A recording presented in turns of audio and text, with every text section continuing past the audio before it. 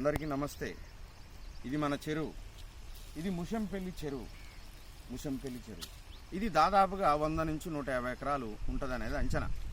అది మనందరికీ తెలుసు. మనం సరే, రోడ్డు పనులో భాగంగా ఇవన్నీ గుంతలు తోమి పూడిక తీసి పంపించారు.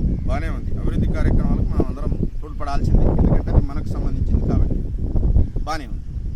మరి నాగార్జున సాగర్ నుండి, ప్రకాశం బ్యారేజ్ నుండి, పైన ఉన్నటువంటి శ్రీశైలం నుండి, ఆల్మట్టి, నారాయణపురం, అవి నుండి పోతుంటే మన దాకా వర్షం లేదు మహాప్రభు అని ఏడ్చాం. గంగమ్మ కరుణించి మా యాదవ సోదరులు వరదపాశం పోసిన కారణంగా, సబ్బండ వర్గాలు ఆవేదన పడ్డ కారణంగా 100 రోజుల పనికి పోయి వరుణదేవునికి గంగమ్మ మొక్కిన కారణంగా ఈరోజు వర్షం పడ్డది. ఆ వర్షం పడ్డటువంటి ఆ గంగమ్మను ఒడిసి పట్టుకునేది ఎలా? ఏమైనా ఆలోచన ఉందా? ఆడ పొంగి పొర్లి సముద్రం కలుస్తుందయ్యా నాయన. మీరు ఏం చేస్తున్నాయా పాలకులు ఏం చేస్తున్నారు? అక్కడ నిండుతుంటే ఇక్కడ వదిలితే ఇవన్నీ శశశ్యామలం కాకపోవా? చెరువులు నిండకపోవా? పంటలు పండకపోవా? భూములు ఎవరికి ఎక్కువ ఉన్నాయండి? నా ఆవేదన ఏంటంటే నాకు కూలి దొరుకుతుందనే. అందరి వర్గాలకు 80% కూలీలో ఉన్నారు. మళ్ళా రైతులు ఇంటనే కూర్చొని ముచ్చట చెప్తారు. ఓట్లు మనయి, ఖర్చులు మనయి, పన్నులు మనయి. మనకేది? చెరువు నింతే నాలాంటోడో నీలాంటోడో ఎవరంటోడో వానికి 5 గుంటలో 10 గుంటలో 20 గుంటలో 30 గుంటలో ఆ ఎకరము. వాని బోరు లేక చెరువు మీద ఆధారపడి ఉన్న వాళ్ళు చాలామంది ఉన్నారు.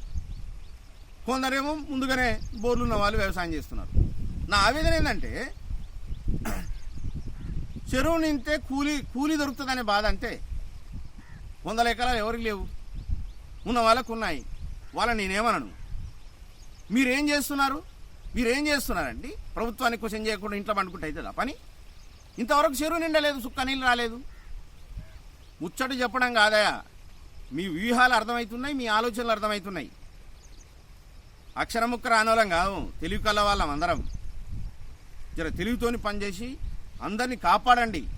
అంతేగాని ఇంట్లో కూర్చుంటాం, ఈ కారు పోయినా ఇంకో కారు వంతది అనే ఆలోచన మీకుంటే కూలివానికి కడుపు మాడితే యుద్ధం చేసేది ఉన్నవాని మీదనే. ఇది మర్చిపోదు మళ్ళా. గది ఇది హెచ్చరిక అంటారా, విన్నపం అంటారా, డిమాండ్ అంటారా? నేనేమైనా తప్పుగా మాట్లాడితే నన్ను క్షమించండి. అందరి కోసం మాట్లాడుతున్నా, ఆలోచించి మాట్లాడుతున్నా. ఒక సామాజిక కార్యకర్తగా, ఒక ఓటరుగా. నమస్తే.